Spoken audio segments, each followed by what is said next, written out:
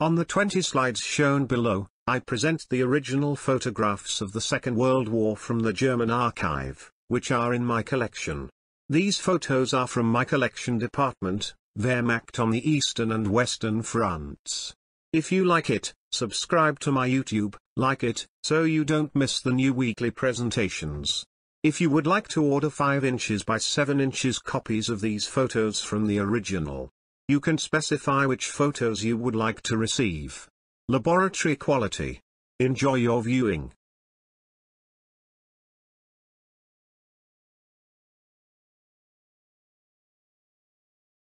The T-20 was designed in 1936 at the Ordzhonikidze Moscow plant number 37. They were manufactured during 1937 to 1941 at factory number 37, as well as at STZ and Gaz. The tractor was designed to tow light artillery pieces such as the 45 mm anti-tank gun and the 120 mm heavy mortar. The tractor could tow the weapons themselves plus a small quantity of ammunition, usually towed in a limber, along with up to 6 crewmen. Occasionally, 2 limbers were towed to increase the ammunition supply. The forward compartment provided space for the driver and vehicle commander. It was fully armored and had a ball-mounted DT machine gun. The rear compartment held the gun crews, seated back-to-back in outward-facing bench seats. A canvas top could be erected for protection in poor weather. Approximately 4,401 T-20 tractors were built between 1937 and 1941. Although the Komsomolets T-20 armored tractor was designed as a prime mover, some vehicles were used in combat during 1941. The tractor was employed as a tankette. The T-20 tractor was used by the Red Army during the Winter War and during World War II. During Operation Barbarossa, some T-20 tractors were used as armored fighting vehicles, though after 1941 they were used only as artillery tractors. Both Finland and Nazi Germany used captured vehicles. The T-37A was a Soviet amphibious light tank. The tank is often referred to as the T-37, although that designation was used by a different tank which never left the prototype stage. The T-37A was the first series of mass-produced fully amphibious tanks in the world. The tank was first created in 1932, based on the British Vickers tankette and other operational amphibious tanks. The tank was mass-produced starting in 1933 up until 1936, when it was replaced with the more modern T-38, based on the T-37A. Overall, after 4 years of production, 2,552 T-37s were produced, including the original prototypes. In the Red Army, they were used to perform tasks in communication, reconnaissance, and as defense units on the march, as well as active infantry support on the battlefield. The T-37A was used in large numbers during the Soviet invasion of Poland and in the Winter War against Finland. T-37As were also used by the Soviets in the beginning of the Great Patriotic War, but most of them were quickly lost. Surviving tanks fought on the front lines until 1944, and were used in training and auxiliary defense until the end of World War II. The T-34 is a Soviet medium tank from World War II. When introduced, its 76.2 mm tank gun was more powerful than its contemporaries, and its 60-degree sloped armor provided good protection against anti-tank weapons. The T-34 had a profound effect on the conflict on the Eastern Front, and had a long-lasting impact on tank design. The tank was praised by multiple German generals when encountered during Operation Barbarossa, although its armor and armament were surpassed later in the war. Though, its main strength was its cost and production time, meaning that German panzer forces would often fight against Soviet tank forces several times their size. The T-34 is also a critical part of the mechanized divisions that form the backbone of the deep battle strategy. The T-34 was the mainstay of the Soviet Red Army armored forces throughout the war. Its general specifications remained nearly unchanged until early 1944, when it received a firepower upgrade with the introduction of the greatly improved T-34-85 variant. Its production method was continuously refined and rationalized to meet the needs of the Eastern Front, making the T-34 quicker and cheaper to produce. The Soviets ultimately built over 80,000 T-34s of all variants, allowing steadily greater numbers to be fielded despite the loss of tens of thousands in combat against the German Wehrmacht.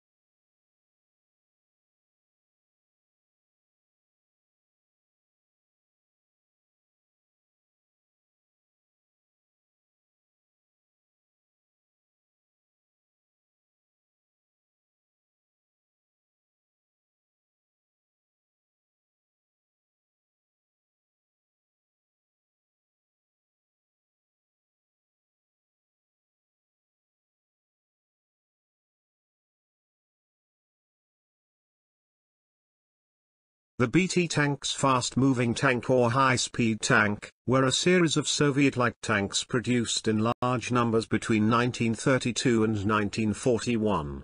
They were lightly armored, but reasonably well armed for their time, and had the best mobility of all contemporary tanks. The BT tanks were known by the nickname Betka from the acronym, or its diminutive Betushka.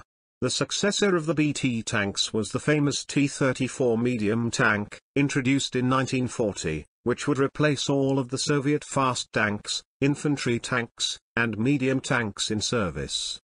BT-5, larger cylindrical turret, 45 mm 20K gun, coaxial DT machine gun. Earlier tanks used simpler fully cylindrical bolted turrets with rear bustle welded on. BT-5 PKH, snorkeling variant, prototypes only. BT-5A, artillery support version with 76.2 mm howitzer, prototypes only. RBT-5, rocket launcher artillery version, equipped with two 420 mm tank torpedoes, prototypes only. BT-5 flamethrower tank, prototypes only. BT-5 is, prototype with 3-axle drive, rejected due to complexity. In 1938 the same prototype was upgraded with sloped side plates, leading to development of BT-SV2. The Klement Voroshilov, KV, tanks are a series of Soviet heavy tanks named after the Soviet Defense Commissar and politician Klement Voroshilov, who operated with the Red Army during World War II. The KV tanks were known for their heavy armor protection during the early stages of the war, especially during the first year of the German invasion of the Soviet Union. In certain situations, even a single KV-1 or KV-2 supported by infantry could halt German formations. The German Wehrmacht at that time rarely deployed its tanks against KVs, as their own armament was too poor to deal with the Russische Koloss, Russian Colossus. The KV tanks were practically immune to the 3.7 cm KWK-36 and howitzer-like, short-barreled 7.5 cm KWK-37 guns mounted, respectively, on the early Panzer III and Panzer IV tanks fielded by the invading German forces. Until the Germans developed more effective guns, the KV-1 was invulnerable to almost any German weapon except the 8.8 cm flak gun.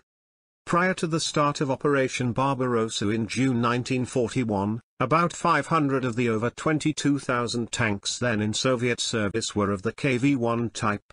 As the war progressed, it became evident that there was little sense in producing the expensive KV tanks, as the T-34 medium tank performed better, or at least equally well, in all practical respects. In fact, the only advantage the KV had over the T-34-76 was its larger and roomier three-man turret. Later in the war, the KV series became a base for the development of the Iosif Stalin series of tanks and self-propelled guns. KV tanks first faced the Germans in the Battle of Rysany, just after the start of Operation Barbarossa. On the 23rd of June, over 200 German tanks advancing through Lithuania encountered Soviet armor, including KV-1 and KV-2 tanks. While their frontal armor was sufficient to deflect anti-tank fire, German troops were able to outflank them and destroy them with explosive charges, all of them to within point-blank range of direct fire artillery. Of the more than 200 Soviet tanks lost at Rysany, 29 were KVs.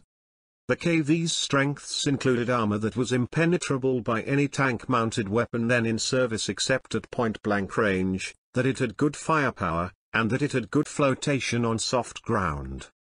Furthermore, at 45 tons, it was simply too heavy.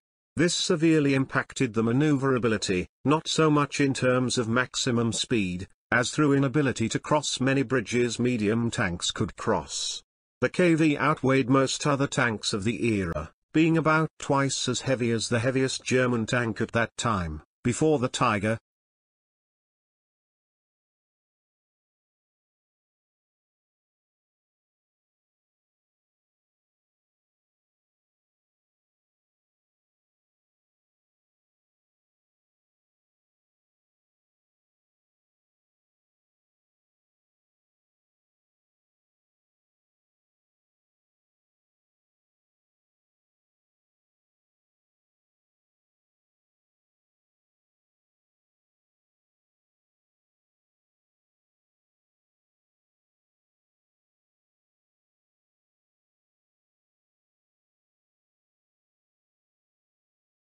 The BA-10 was an armored car developed in the Soviet Union in 1938 and produced through 1941.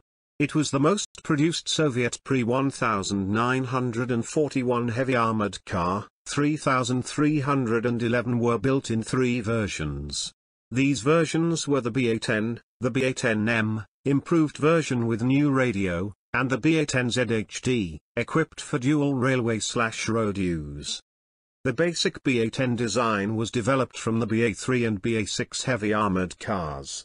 It had an improved gas AAA chassis and improved armor, up to 15 mm at front and turret. It was intended that the BA-10 would be replaced in 1941 by the BA-11 with diesel engine and more sophisticated armor design, but the outbreak of war prevented BA-11 production. The BA-10 was in Red Army service until 1945.